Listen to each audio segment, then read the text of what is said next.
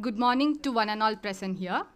As we are gathered here today for the 83rd CSIR Foundation Day function, first and foremost, I welcome you all to this event. We are deeply honored to have with us today Dr. V.K. Saraswat sir, Honorable Member of Niti Aayog, as our esteemed Chief Guest. I now request the esteemed Chief Guest and the dignitaries to please take the seats on the dais. Dr. V.K. Saraswat, Honorable Member of Niti Aayog, Dr. Sridevi Jade, Director CSIR-4PI, Dr. G.K. Patra, Chief Scientist, Dr. Imtiaz Ahmad Parvez, Chief Scientist at CSIR-4PI.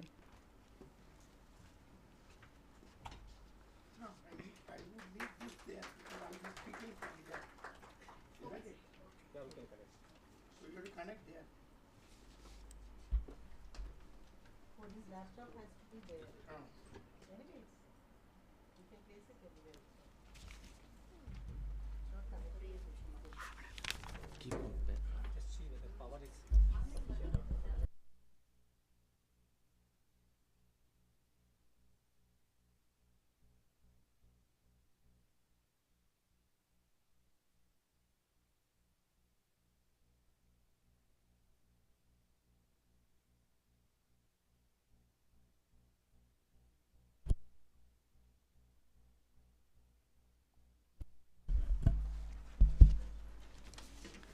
Light is a symbol of enlightenment.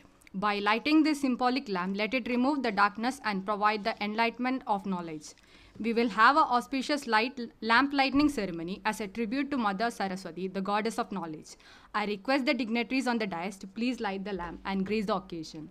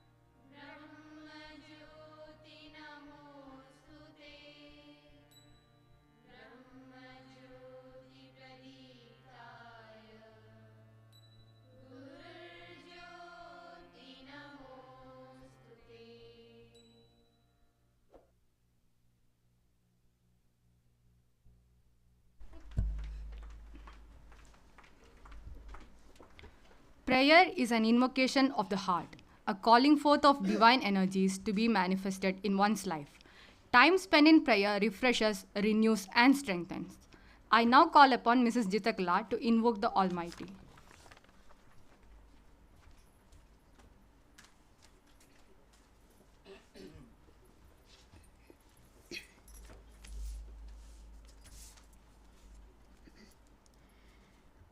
गजाननयुतं गणेश्वरं गजाननयुतं गणेश्वरं श्रीगजाननयुतं गणेश्वरं भजामि सततं सुरेश्वरं श्रीगजाननयुतं गणेश्वरम्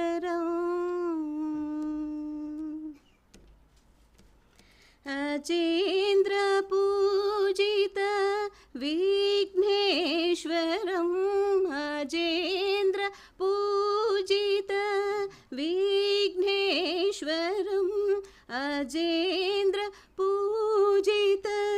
विघ्नेश्वरम् गणादिसन्नुत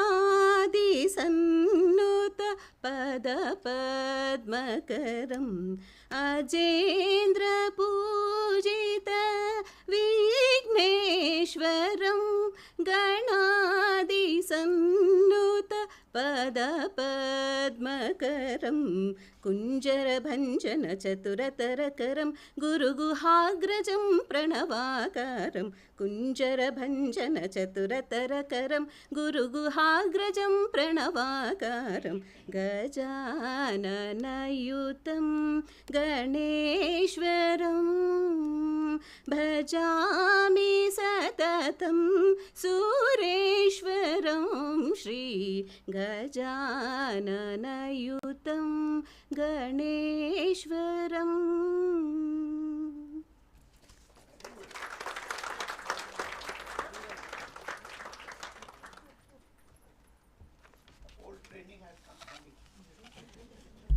Thank you, Jitakalam ma'am.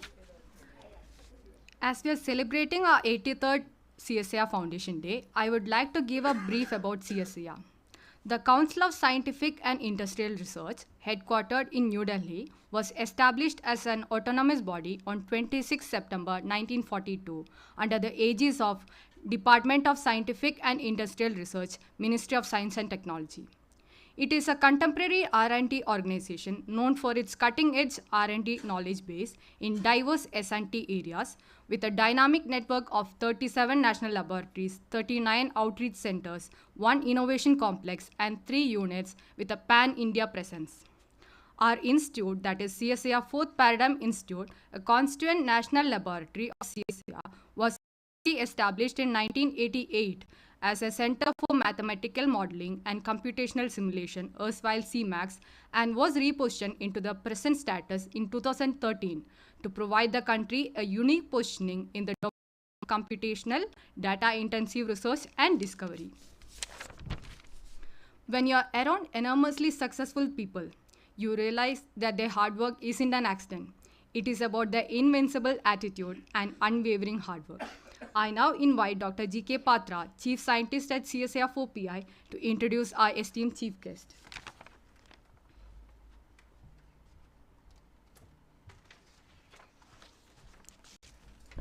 Thank you.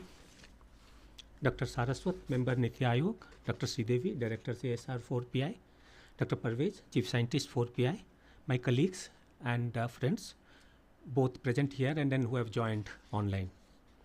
Good morning to one and all, and it's a pleasure and a privilege for me to stand here and welcome all of you for the 83rd Foundation Day of one of the oldest scientific institution, that is the CSIR, by the youngest lab, CSIR lab, that is the 4th Paradigm Institute. As you know, it became a national lab in June 19th, so this is the youngest one in that. We are fortunate today to have Dr. V.K. Saraswat. I would like to request Dr. Sridevi to formally welcome Dr. Saraswat with a flower bouquet.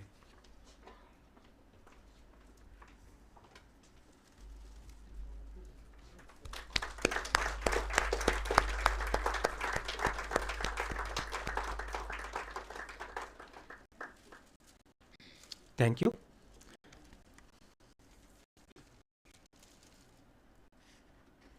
Dr. Saraswat needs no introduction. However, as a formality, let me just give a brief introduction of Dr. Saraswat, Member Niti Aayog.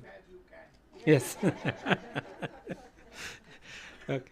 Dr. Vijay Kumar Saraswat is a highly esteemed scientist and member of Niti Aayog, renowned for his extensive experience in defense research, encompassing both fundamental and applied science. Having served as the Secretary of Defense Research Development Organization, DRDO, he has made a remarkable contribution to the indigenous development of missiles like Prithvi, Dhanush, and Agni 5, as well as the two-tiered ballistic missile defense system.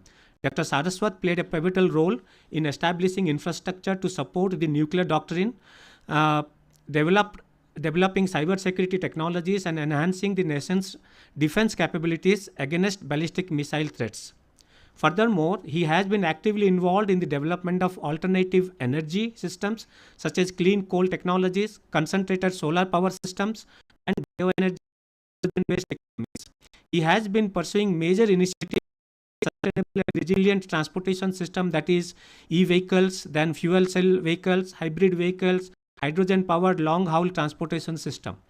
Dr. Saraswat has also made significant contribution to the advancement of technology, including the development of silicon photonics, the configuration of the M processor for ICT applications, and the roadmap for the Indian Railway Research Institute. As a member of Niti Aayog, Dr. Saraswat has initiated the methanol economy program aiming to utilize methanol for transportation, energy generation, and chemical production. Additionally, he has chaired committees on technical textiles and armor, contributing to the futuristic growth of these sectors in India. Dr. Saraswat's outstanding achievements have been recognized through numerous awards, including the Padma Shri and Padma Bhushan, as well as honorary doctors from over 25 universities. He's a prolific speaker, and I have listened to him in multiple forums.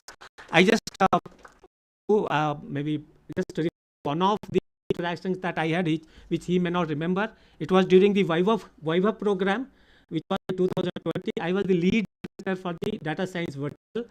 I made a presentation. He liked the presentation, but then he made one statement where I was talking about that government should do this, government should do this. He just asked me, who is government?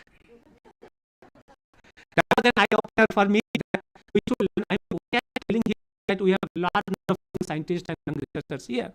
We should be looking at this as a kind of thing that we don't be blaming, saying that government is not doing this, government is doing that. It's we who has to actually deliver.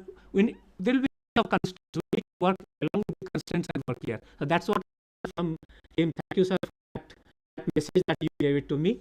So once again, I welcome all. I know everyone is eager to listen to Dr. Saraswat, so I don't want to stand between Dr. Saraswat and you. Thank you very much.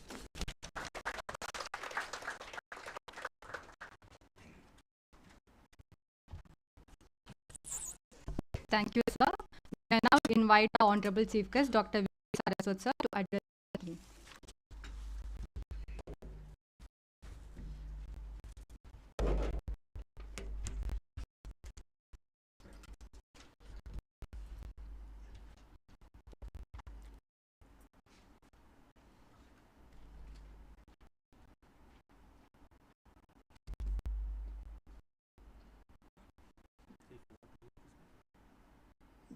No, I'll use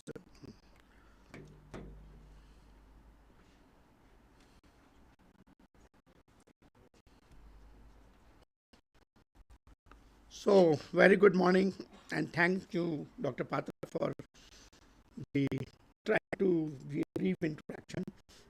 I'm honored and privileged. I'm very happy to come for the Foundation Day of CSIR Foundation Day. At the onset, I must apologize that I delayed your Foundation Day.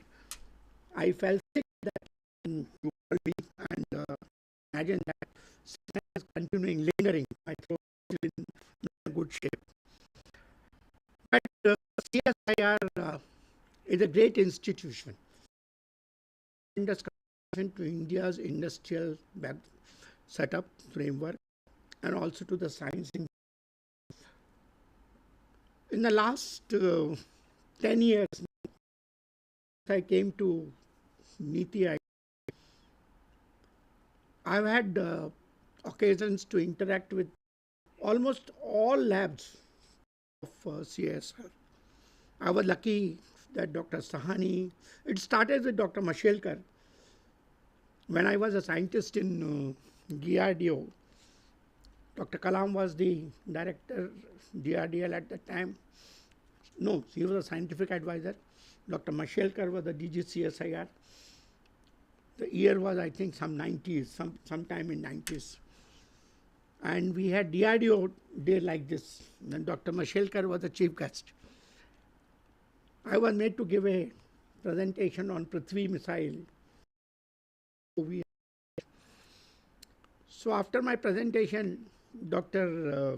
Mashelkar got up. He came and hugged me and he said, Dr. Saraswat, I would like you to train my CSI scientists to manage development and production in the way you have done for the Prithvi missile.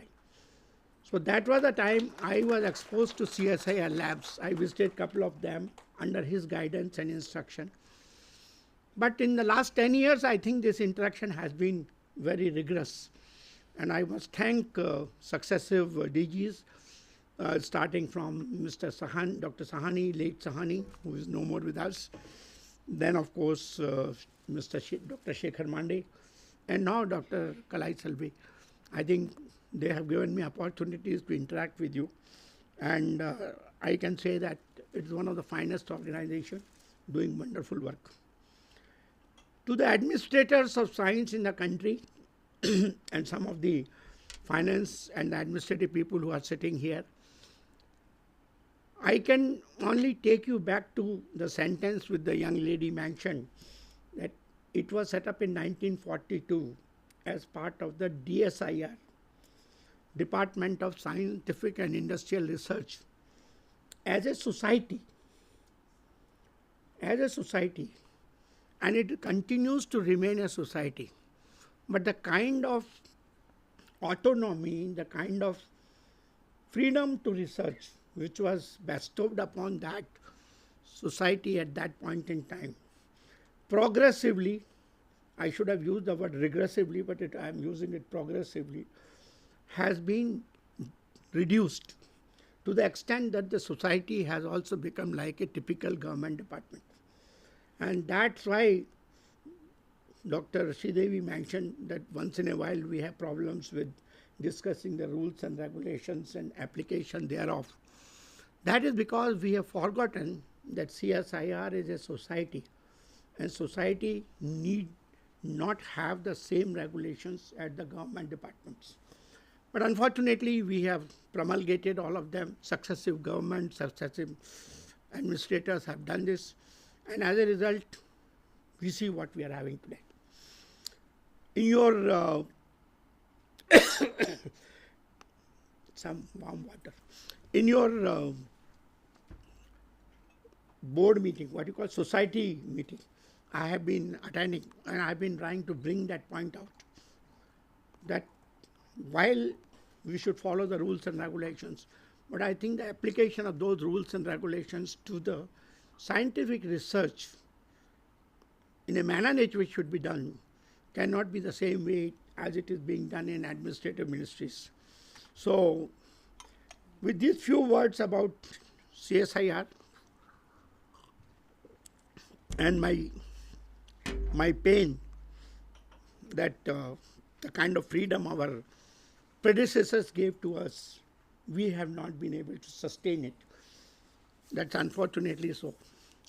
Today's my talk is not for all the experts who are sitting here on cyber security.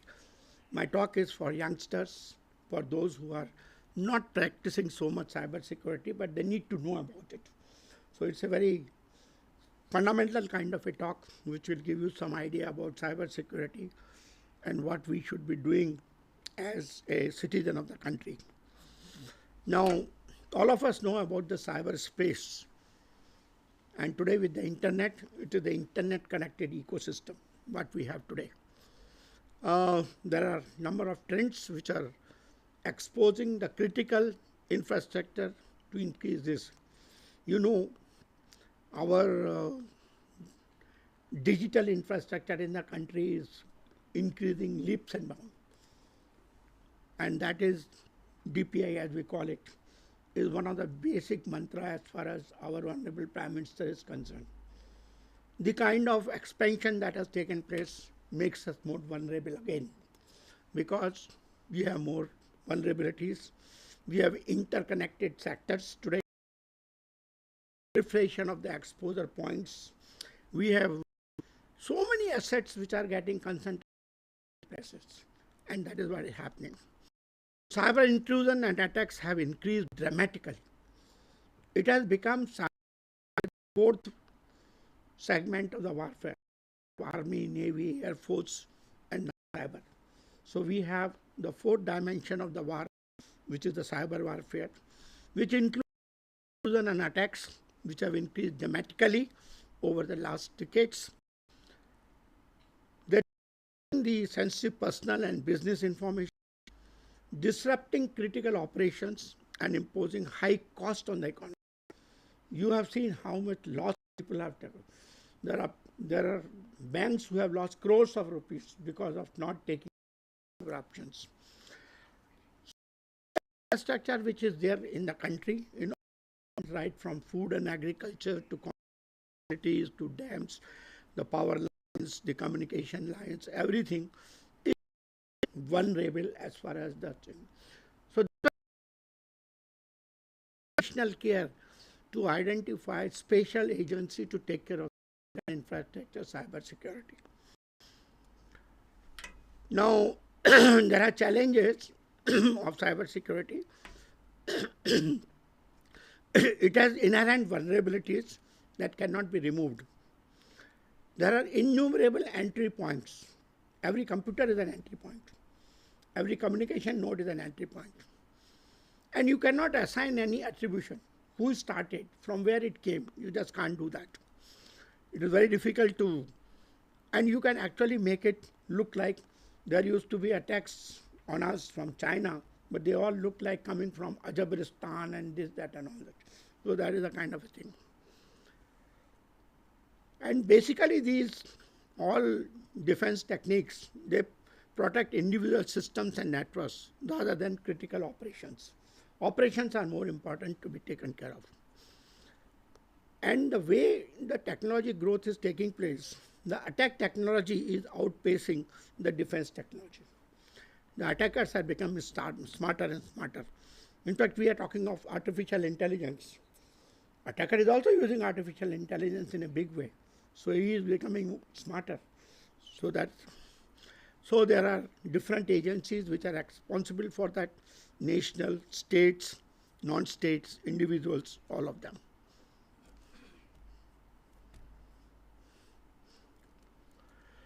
So cyber threats sources could be national states, cyber crime organizations, terrorists could be there.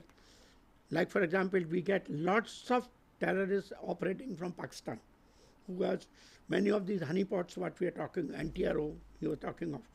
In fact, one of the DRDO scientists got into trouble. He is in jail because of that kind of a thing. So, of course, hackers and hacktivists are all like that. The different kinds of threats are there for the purpose of those who are new to the cyber security. There's something called malware, malicious software to disrupt computers. You might have even in your cell phone, you talk of virus. That's why you put your antivirus software in that. Then you have got theft of the individual property data. Madam was talking about sharing data because there's a theft place. Cyber protests that are socially or politically motivated. All of you in the Facebook and YouTube and everything, the way social engineering is taking place is the major problem. Mobile devices and applications and their associated cyber threats. Social engineering, which is enticing users to click on. Somebody sent me a thing, please click 9 and you will get so much. So that kind of messages keep coming to you. And if you do that, you are finished. So that is a kind of thing which is happening. The spear phishing, which is deceptive communication, like you will get an email, which is a deceptive email, or a text or a tweet that will be there. Domain name attacks. Your domain name may be attacked. Router security, and this is mainly related to the border gateways. Wherever you have gateways, you are likely to on the protocols that can be hijacked. Of course, denial of service, as we call DOS attacks, that is blocking access to the websites. Many times you say you are not able to access particular websites because that has been denied to you. So bottom line is, easier to be a bad guy, and volume of threats is growing. The challenges are evolving trend. Just before coming here, we were discussing the most difficult attack is the ransomware attack, which is happening today.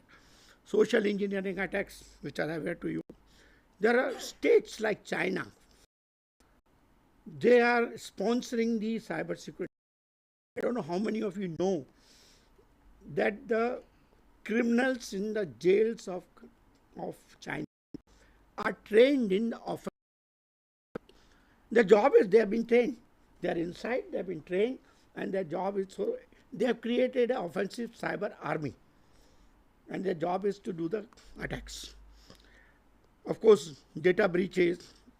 Insider threat is also very important. You don't know in your network if there's a guy who is a problematic guy. He can create problem for you. So insider threats, AI-driven threats. People say 5G is secured. I'm not too sure about it. There are so many vulnerabilities. Today afternoon, we are going to go for cyber physical system. I have been always advocating that while we have smart buildings, we have a smart transport, we have everything. Just now we were talking about your transport systems and things like that.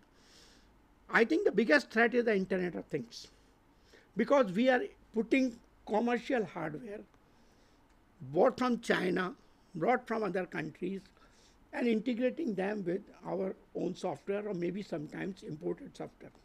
I'll give you a very simple case. You might be all very happy to know that we have windmills in the country, wind power. The wind power generates DC power. It has to now be connected to the grid. So there's a converter for that. That converter is a digital converter with software, hardware. It comes from China. The complete thing is like a black box. It is attached to all our wind farms. And the data from this is directly going to the data center in China. Now you can imagine. You are connected to our power grid. He can create havoc by tweaking anything. So that is our vulnerability. You don't know when one day, if he becomes smart, he can create problem for our power grid. We have this problem, IoT problem. Modern cyber attacks are due to, you were talking about advanced threat protections, behavior analytics. Because of the various tools today, you are able to analyze the behavior.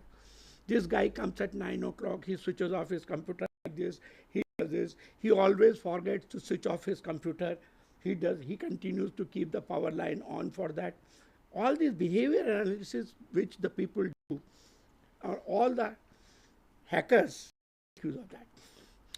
Artificial intelligence and machine learning, these are techniques which are becoming very popular, and they can be applied to the cloud technology. Insufficient end user awareness and training. End user doesn't know. In fact, in the Indian Navy, in those days we used to have pen drive. The pen drives were not allowed to be connected to the computer. And we used to maintain an air gap. Till such time the Stuxnet happened, we thought that air gap maintaining was the best way of solving the cyber security. But today it is not a problem. Air gap has been breached. So they devised their own pen drive, and only that you can put to your computer. Computer was not connected to internet, and it was only to the VPN, the private network which was being used there. That's how they were maintaining the cyber security, because there were no other methods at that time. But the way the expansion has taken place, the way you need to now communicate with different nodes which are outside, from one ship to another ship, one headquarters, so much that that kind of discipline cannot be exercised. So we need to work on that. So insufficient end user awareness and training. Consequences are data loss and reputation damage. All of you are working on artificial intelligence, so I'll not go. But data science is important, big data is important, and we have deep learning, which is autoencoders, LLM, large language models. Now, there was recently one expert from somewhere came, US or someplace, Wong, somebody, where we had meetings with them. And even our own NESCOM and others who are today working on artificial intelligence. There's so much focus on LLM, and people are thinking artificial intelligence is only LLM, which I personally believe that is not the right approach. I was talking to you about physics. AI does not know physics. And LLM is only a device to translate from one language to another language and understand the data which is coming in the language form. But then there is a physics behind the data, the connectivity, the interconnectedness which the AI doesn't know. Unless AI is trained to now connect the relationship. You remember our Fortran initial program, relationship data sets we used to have. You remember? Unless we have that kind of a thing, we will not be able to do it. So too much focus on LLMs, I would request. Yes, LLM is a good thing, model should be there, but I think you should not go beyond that. This is very fundamental. It is for those who are entering into the artificial intelligence area. It is concerned with building computers and machines that can reason, learn, and act in such a way that would normally require human intelligence. It involves data whose scale exceeds the human can analyze. It is a broad field with different disciplines like computer science, data analytics, statistics, hardware, software, linguistics, neuroscience, and even philosophy and psychology today. This is going to happen. Machine learning is a part of that, which is basically, we all started doing neural networks when we were working on that. So from there, it has now graduated into, which focuses on the use of data and algorithms to imitate the way the human learn and gradually improving its accuracy. Now, artificial intelligence has two elements, AI for cyber security and cyber security for AI. So these are the two elements. So this is how they are connected, we'll discuss. The intersection of AI and cyber security is given on 6 pillars. Number 1 is it is used for threat detection and prevention. And it is also used for anomaly detection. It is used for behavioral analysis. You can do a lot of things. I remember once upon a time, I don't know how many of you, madam must have used, in ISC we used to use Kalman filter, extended Kalman filter. For all our predictions in our physics modeling or our different phenomena modeling used to be based upon extended Kalman filter. There were a lot of curve fitting methods, alpha, beta, this, that, and all that. But ultimately, it used to be in those days. If I now take neural networks and use extended Kalman filter, friends, you are getting into machine learning algorithm. That is how you are getting. So behavioral analysis is very important. Adaptive security measures and vulnerability management and security automation. What you are doing today, that you are monitoring all the IP points, sources and things like that. Basically, that is automation portion. And if you can put in devices which can do anomaly detection, it will automate the process. You have to put maybe 100 gigabyte system which will be able to analyze the data coming in the traffic and which should be able to tell you what are the anomalies, what are the high points, what are the low points. Put your AI software to do the behavior and you will be able to do that. So there is a significant amount of possibility of AI and cyber security. So it can be used for advanced threat detection, ideal technique, basically for pattern recognition and anomaly detection tasks. So of course, not that it cannot be used for, it can be used even for unknown tasks, but we have to set up the relationship. Automated response, as I mentioned to you. Adaptive defense, it is coming through the automation. It gives you advantage. Scalability and efficiency. The application of AI functions will minimize human error, basically. Dynamically handling evolving data, large numbers, it can handle that. Then other applications are threat intelligence, that means gathering and analyzing the threat data, and threat hunting. I was telling you how to hunt the threat. That's the most important. You know the IPs are there. For hunting the threat, I need the background data. The background data is who owns that IP. The library should be known to you. Then that threat intelligence, I can make use of that. Endpoint security. Today with the IoT, edge computing is becoming the order of the day. And we have computers, microprocessors sitting there, taking a lot of decisions. The sensors are also smart. Now the sensor itself is having a microprocessor to process. Basically, we are making the data more intelligent. And in the process, it can be bugged. then you are finished, the entire system is out. Or at the edge you are able to, if you are, because edge is again connected to the cloud, so you have a problem. So this behavior analysis and zero-day threat detection is possible. Network security, I was talking about traffic analysis. For example, you put something on the gateway. At the gateway, you are able to see what is the kind of a traffic between station A to station B. And you find that suddenly there's a burst or suddenly there's a lowering. That behavior over a period of 100 days, if you do, you will be able to do a lot of detection process. Zero-day threat detection, traffic analysis can be done. User authentication, all of us do biometrics nowadays, and behavioral biometrics. Why are we saying that AI should be integrated with cybersecurity? Because it is the process of continual learning. It should be handling data which otherwise will be difficult for a human being to handle. All the tedious tasks we find for trying to set relationships, AI can do much better than all of us. There are use cases in cybersecurity which are being again listed out here, which we mentioned already. So I can skip that. The key cyber domains and how they map against AI methods. On the axis, you can see all the elements of the cybersecurity AI, like machine networks, robotics systems, fuzzy logic, and the natural language processing, and the named entity recognition. Now, if you see on the y-axis, you see risk management, security operations, all those which are related to the cyber solutions. The crosses indicate for that.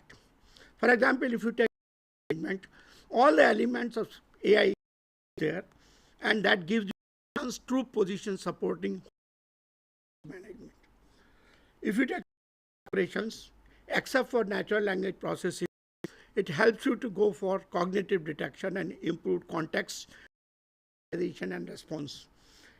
Say third-party risk management, them are needed because conversation is involved. AI and machine learning for speeding resources, heavy workflows. Like that, in each one of them, you will find, including even contract management. Contract management, while you need only machine learning, you need only robotics, you need and you need natural language processing. It will help you in AI-enabled effectiveness of controls across applications. It will give you that kind of a thing.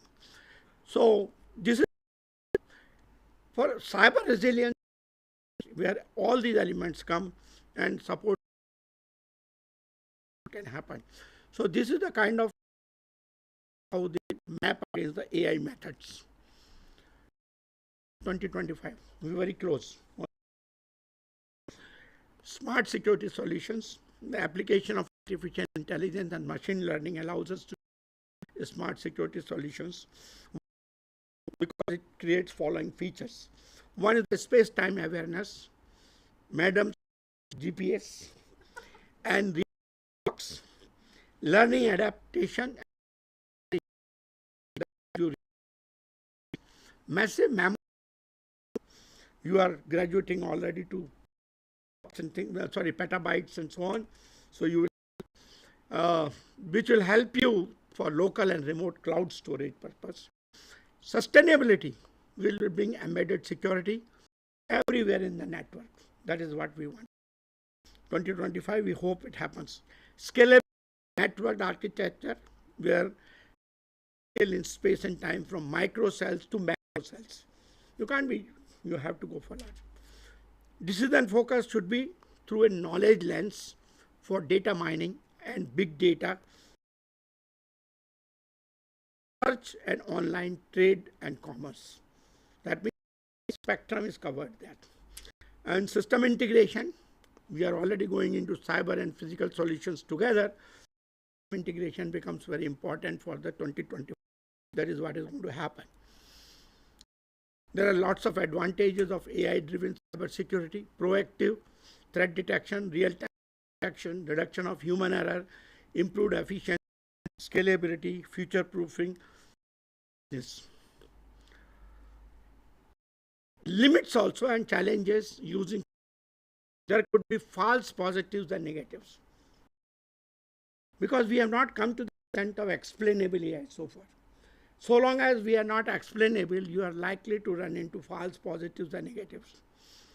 Then, of course, lack of data sets. You have a problem that enough data is not available. And even if the data is available, how diverse it is. In more data has to be diverse. Then next one, which I am going to discuss later, adversarial attacks, which can be data poisoning. It can be generative data gains, as we call them, or manipulating the algorithm itself. Then, of course, there's a concern for privacy, because while we maintain secrecy because we want them to privacy, but then it handicaps you. So you start using somebody's health data or genome data, if you take, and he has not been consulted, then it becomes a problem. And so far we have not brought the data privacy laws, so that's a major concern. So what are the best practices for doing this? Implementing it, data preparation and cleaning should be done. We should prepare the data, and then we should do the model testing and training, and we should continuously monitor. We should go into collaborative defense, where we should share information, and threat intelligence sharing also should be done. In fact, our biggest problem today, as far as our own intelligence agencies are concerned, that they don't share information. IB will not give it to NTRO, NTRO will not give to defense intelligence not will give to Cisco, whatever that, and things like that. Threat intelligence sharing is an important part which we are missing, and we should continue to do that. Regular updates and training are required. Cyber security for AI is what we will talk now. There are two aspects: safety of AI systems. AI systems implemented are working as per the intent without disruption and unintended consequences. And of course, I mentioned to you about explainable ethics in AI. If AI is not used ethically, then you run into problem. So AI systems are fair, unbiased. They consider privacy and justice in their results and behavior. That is what is important. Then there are, of course, safety concerns due to confluence of AI and cyber security. There are legal issues. In fact, there was a lecture I attended sometime 3-4 years back. It was chaired by Justice Krishna, and it was on legal machines. So I gave a talk on legal machines. It was basically how to use the presented data, the artificial intelligence and all this automation for taking legal decisions. So after my presentation, where all the tedious work of identify how many cases have happened, going to the libraries, giving information, we said we all can be done by the computer. If you have a repository of information, then if the computer does that, again you do not know whether it is the right or wrong. So there's a legal issue.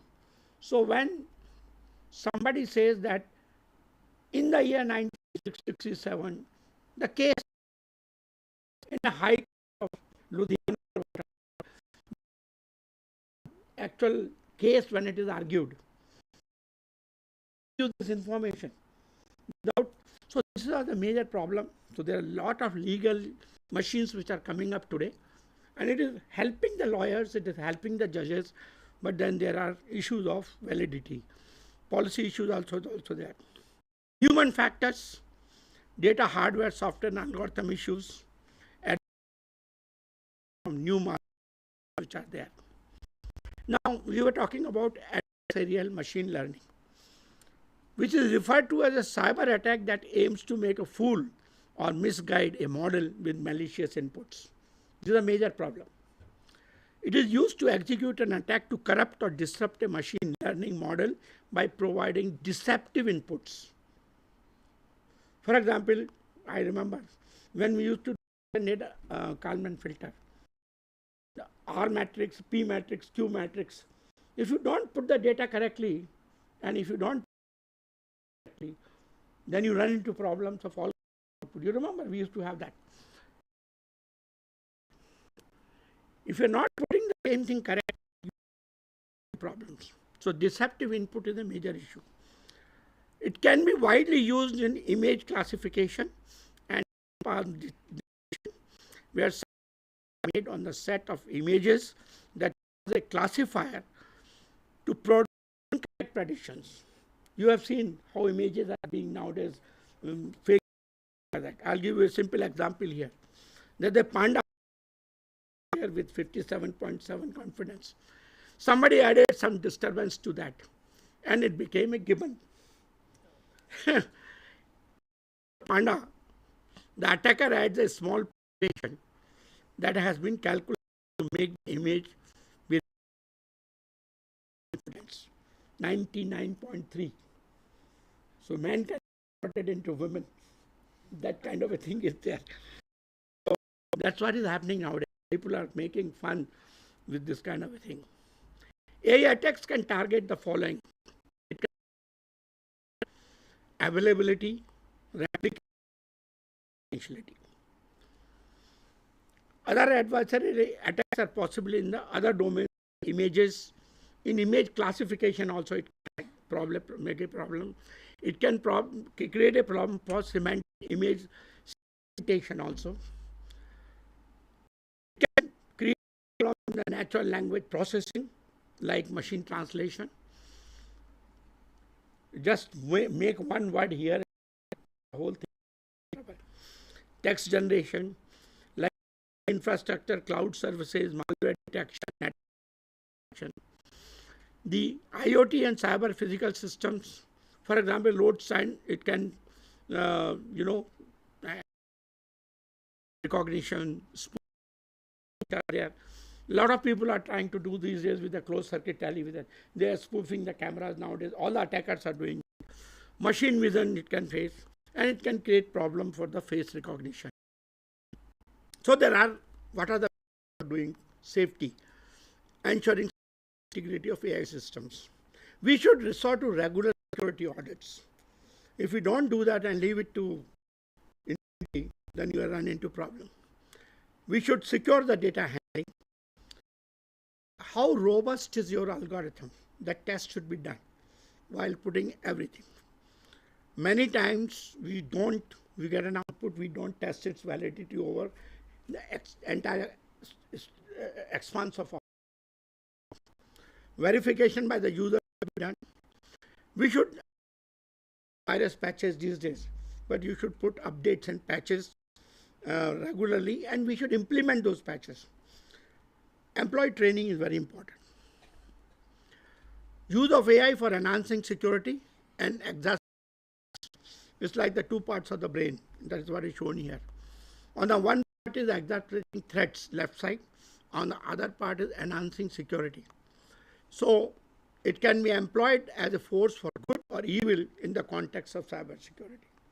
For example, for threats exacerbation, deepfakes, AI-powered spy, I mentioned serial attacks, data poisoning can be done, AI-powered ransom can be made, traffic manipulations can be done,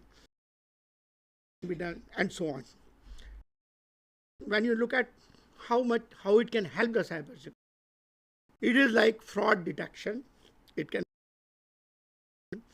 can help you in intervention and prevention, log analysis, security incidents response, DDoS attack, botnet detection, zero-day exploitation prediction, and so on. So you can see the same tool can be used, same thing can be used, and that's why AI for cybersecurity. AI detrimental to privacy and protection, and AI data privacy, both are there. This table, for example, AI detrimental in the automated profiling and decision. You don't know, it can create you a problem. Lack of transparency, collection and storage for training data. Then training the data it can create. Sometimes even correlation, it can give you a wrong inference. Whereas for enhancing data, you can use it for and anonymization. Privacy compliance checks also can be used. Automatic requests can be made. Sensitive data identification can be done. Classification can, access control can be exercised. And detection and minimization can be done. CSIR has done.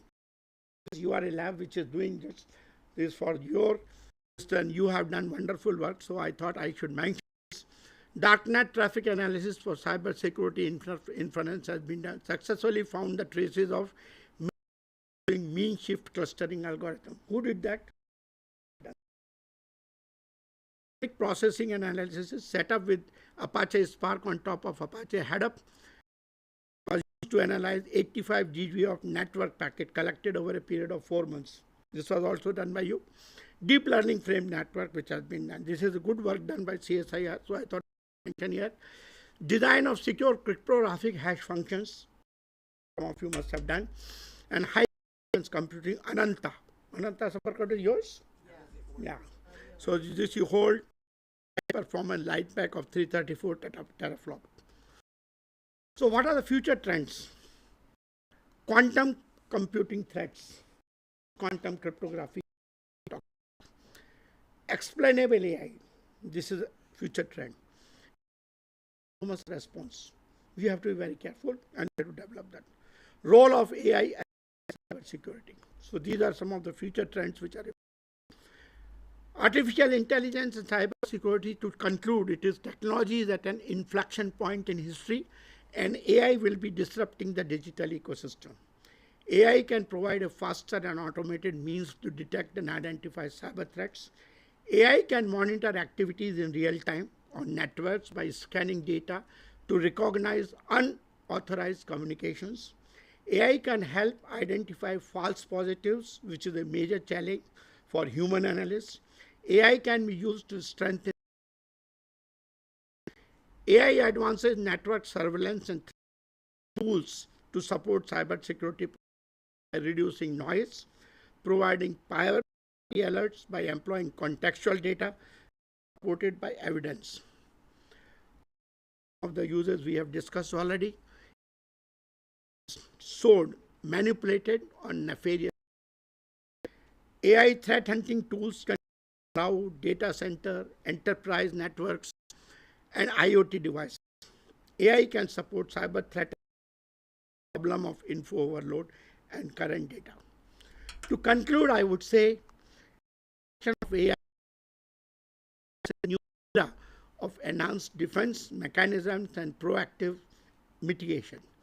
By AI-driven technologies, organizations can bolster resilience against cyber threats, automate routine tasks, adapt to dynamic security challenges.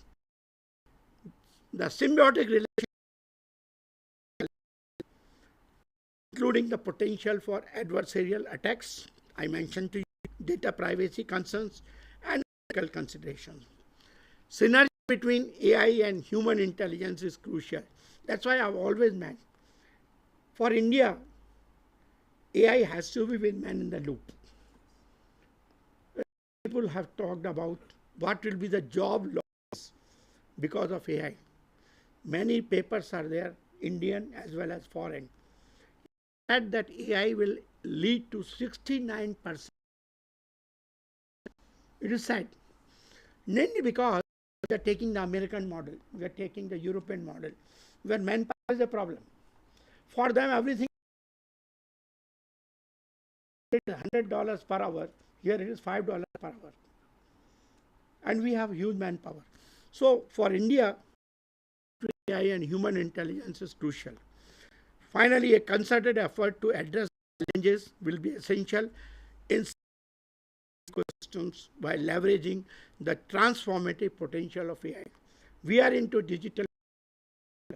If we don't have a robust cybersecurity system, if we don't have our own hardware, our DPI, I think we are vulnerable. The amount of care will not be adequate. So, Atmanirbharta in next and Atmanirbharta in building AI algorithms. Use the or the Chinese algorithms, head up and all that. If we continue, so where is your self-reliant part of it? If you want to be cyber secure, self-reliant in hard. Thank you very much.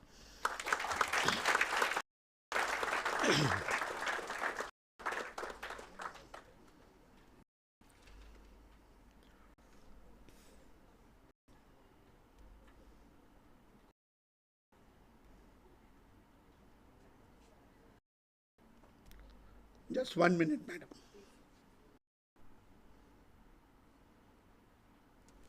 Yeah.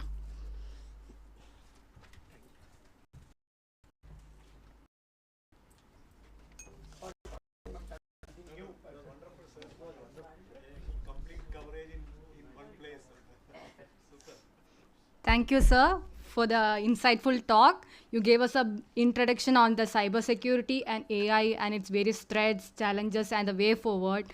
So, for both the newbies and the experts here, it was very easy to follow. Now, I request the director to deliver the presidential address.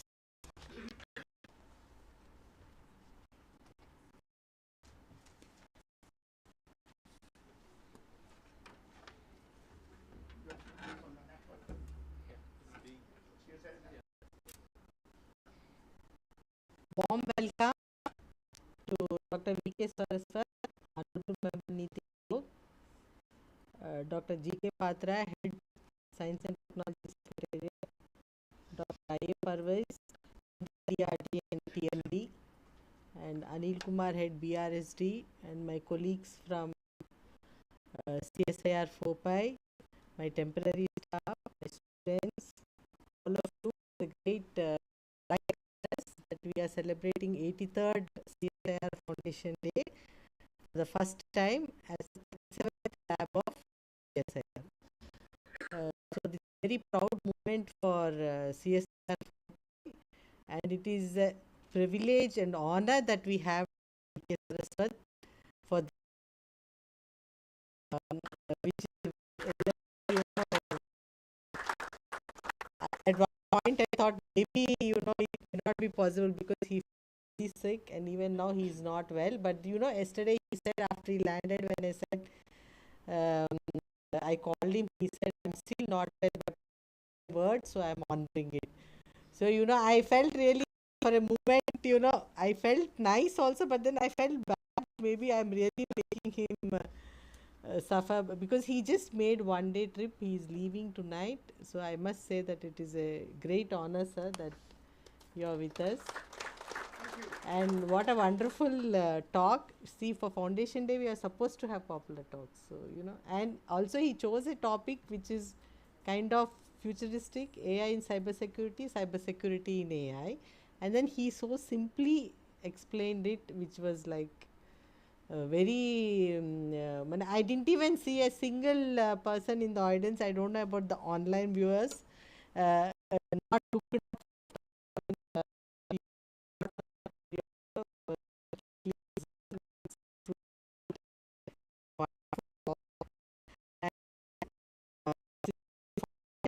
I thought I last one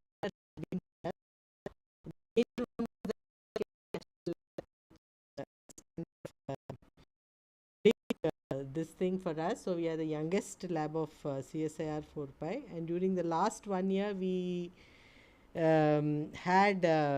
released our CHAMP supercomputing facility to the users, so which is another, and we also established mega cloud storage. Now it is 6 PIB, and by the end of this March we are going to make it as 511 PIB scientific data storage. Was inaugurated by Dr.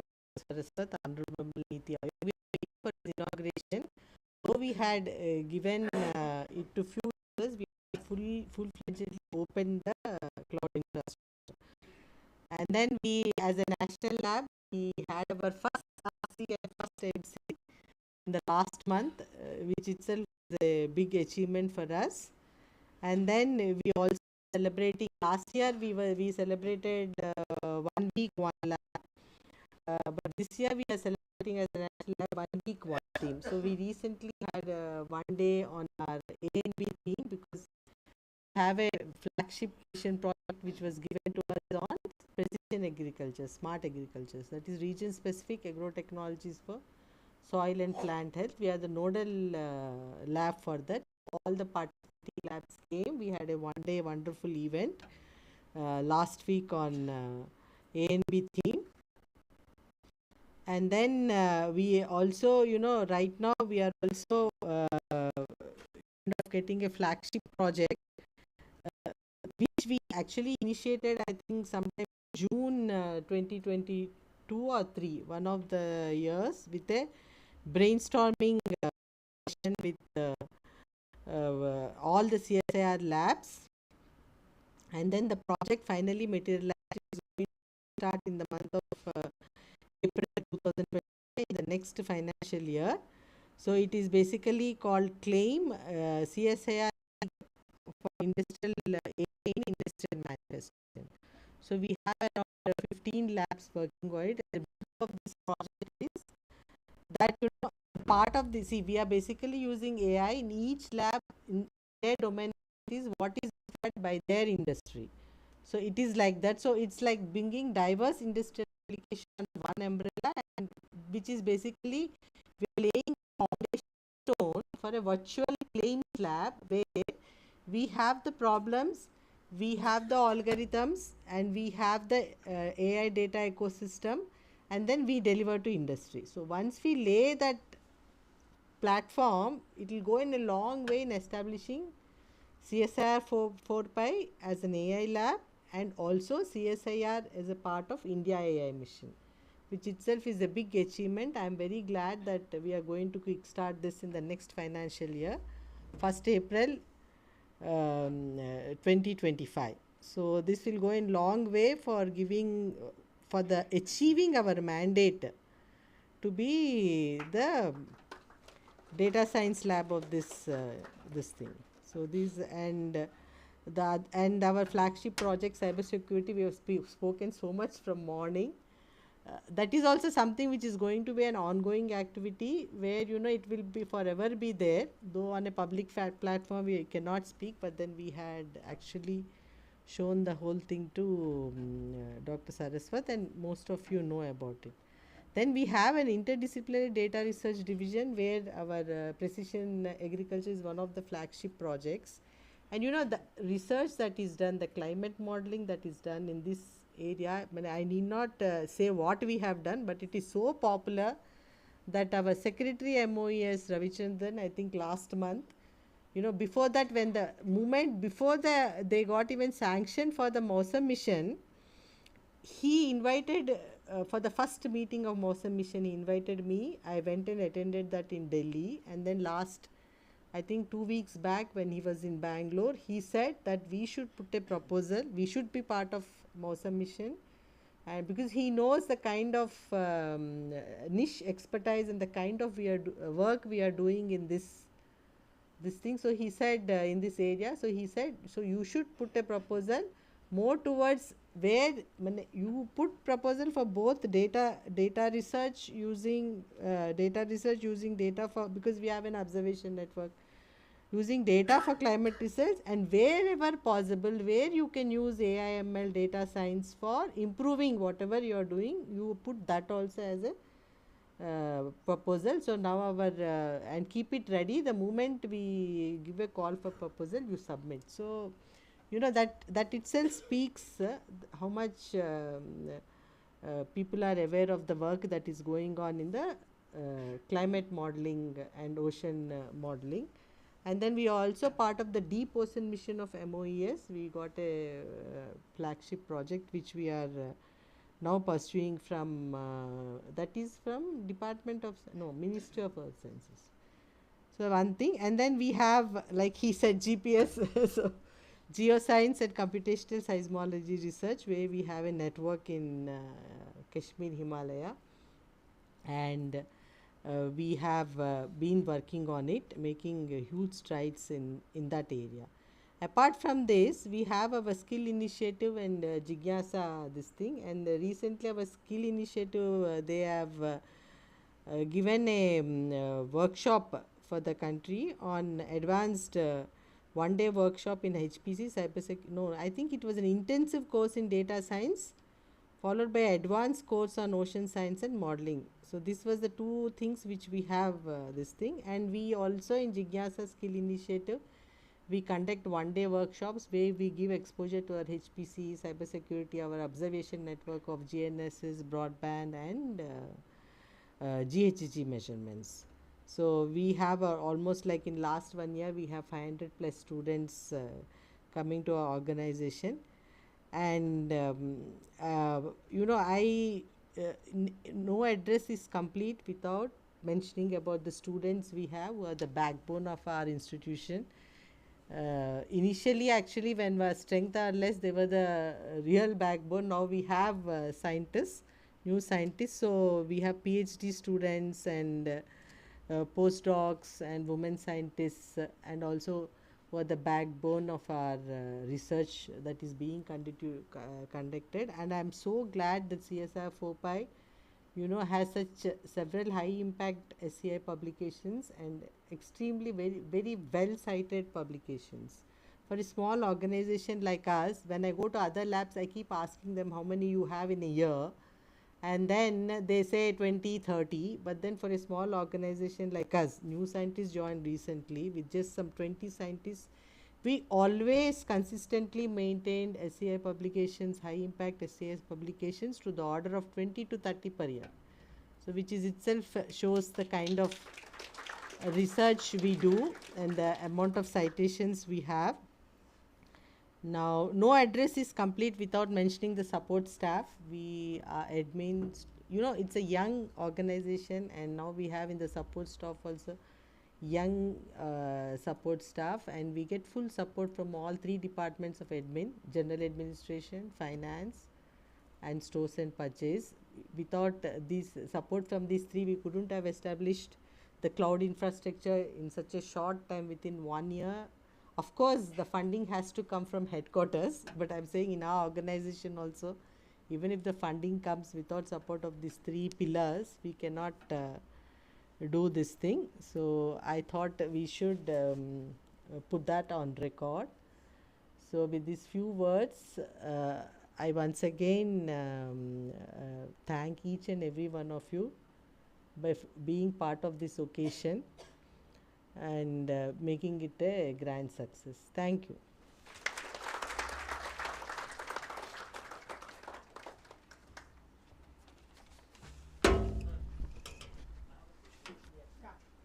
As you talked about, there is a network traffic data.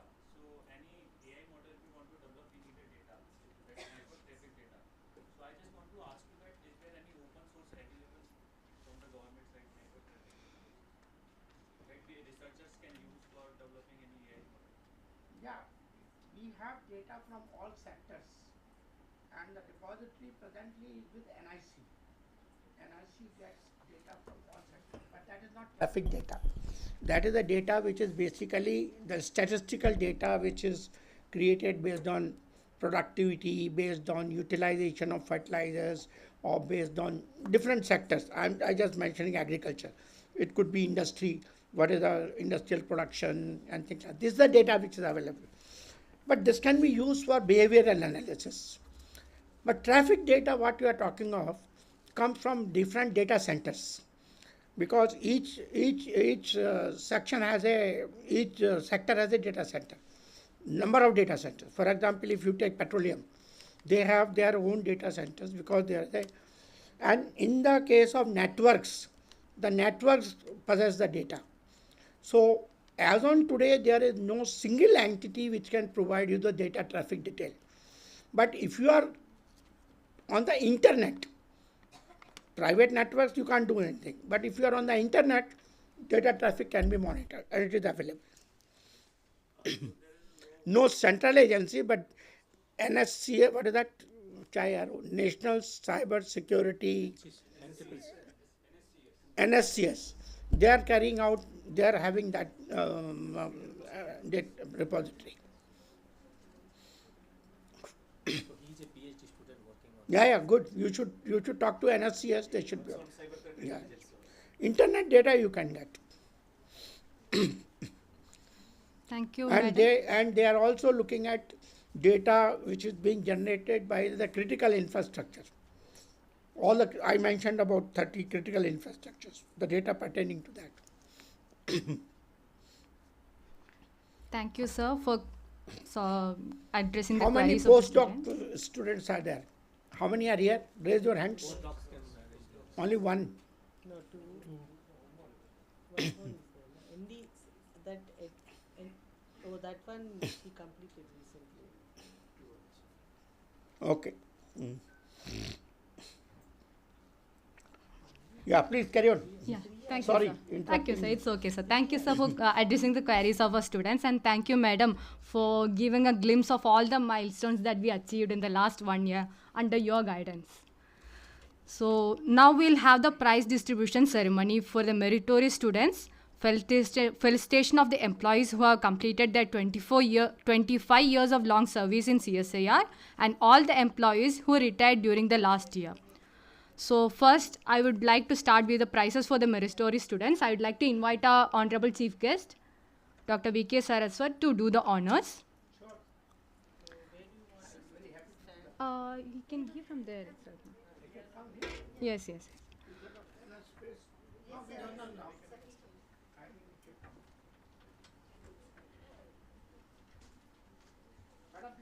Coming. We'll start with the prizes for the meritorious students. First is Miss Prerna, daughter of Srimati Nirmala Bai SP, Hindi officer, for securing more than 90% in all the 3 science subjects in class 12th.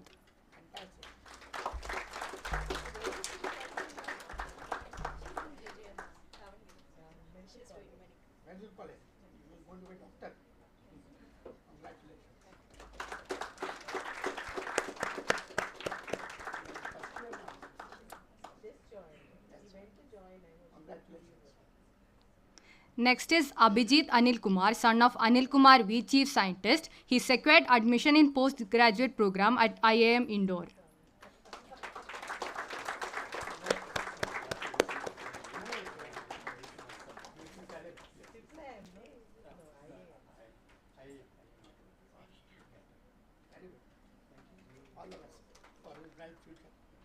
Next, we'll have the felicitation of the employees who completed 25 years with a watch. First is Sri T. Rambabu, Administrative Officer.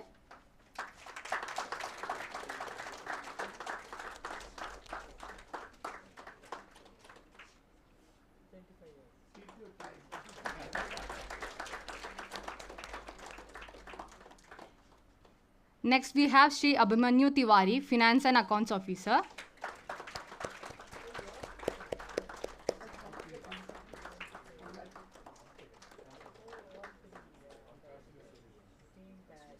Next is Sri Vikas Chandra Mishra, Stores and Purchase Officer. Okay. He is on leave. Mr. Kishan, JSA of Stores and Purchase, will take on behalf of him.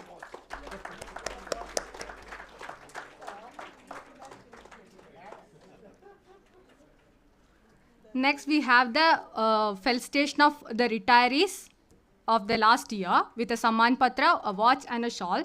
First is Srimati M.K. Sharada, who retired as a chief scientist in the month of January.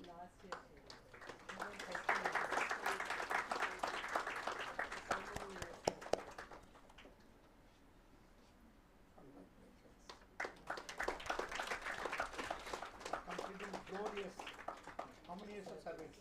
35 years of service. Wonderful. Contributing so much to the country.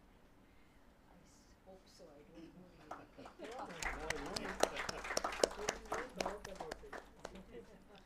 It's matching. The contributions are known to others. Yes. Not so Therefore, much I to don't know yourself. anything about myself. We all know that you are.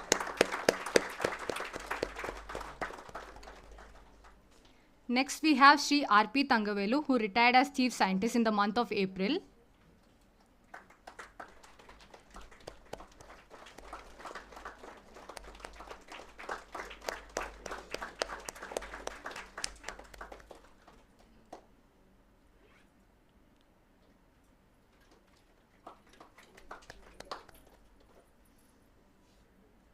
Taking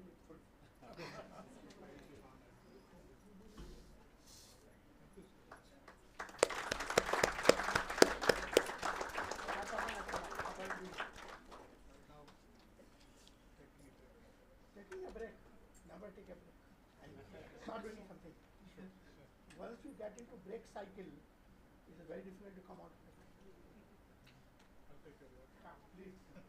And it's all for all retirees. Yes. Don't retire. Start the second inning. Start the second inning. Next, we have Srimati S. Mangala, who retired as Controller of Administration in the month of June.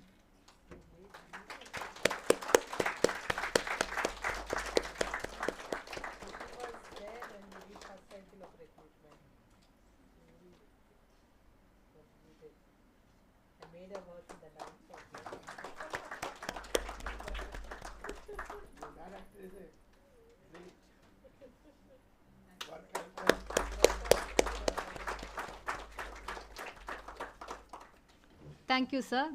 Thank you for doing the honor, sir. No duty is more urgent than that of returning thanks. As we have come to the closing of our Foundation Day event, I invite Dr. Imtiaz Ahmad Parvez, Chief Scientist at CSIR-4PI, to propose the vote of thanks.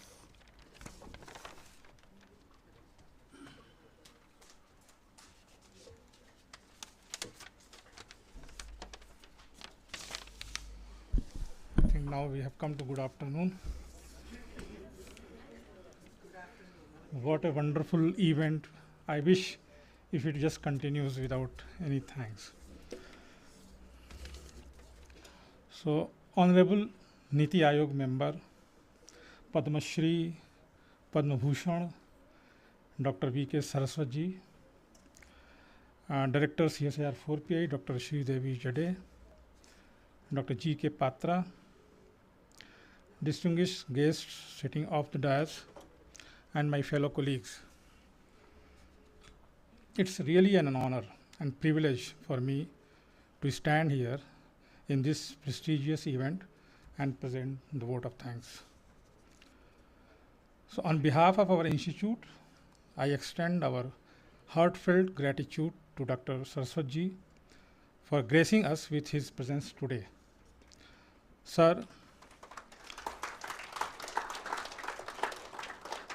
your illustrious career at DRDO and your pioneering contributions to the indigenous development of various missiles, as well as the two-tiered ballistic missiles defense system, is an inspiration for all of us. Your visionary leadership and pivotal role in establishing infrastructure to support the nuclear doctrine, developing cybersecurity technologies, and enhancing the nation's defense capabilities against ballistic missile threats have not only provided us with valuable insights, but also motivated us to strive for excellence in our respective fields. Your insightful discourse has enlightened us all and left an indelible mark on our minds. We are deeply grateful for your time you have taken out of your busy schedule to be with us today. Your presence has added immense value to our event, and we are honored to have had the opportunity of learning from your expertise.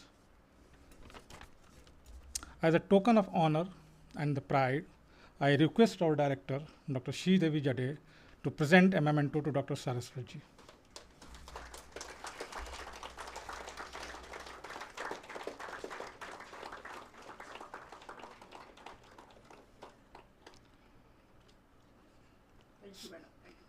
Sir, we look forward to continuing our association with you and benefiting from your wisdom in the future.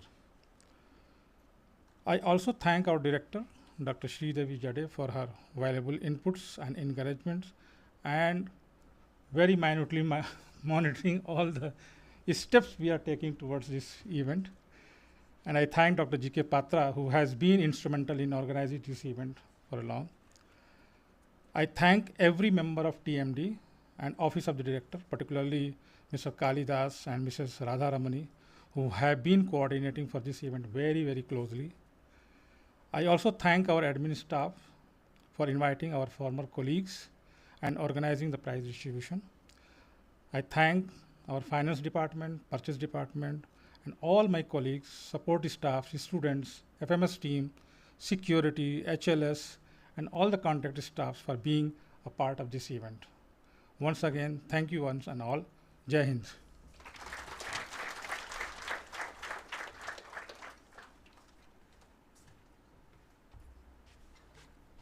I request everyone to please raise up for the national anthem.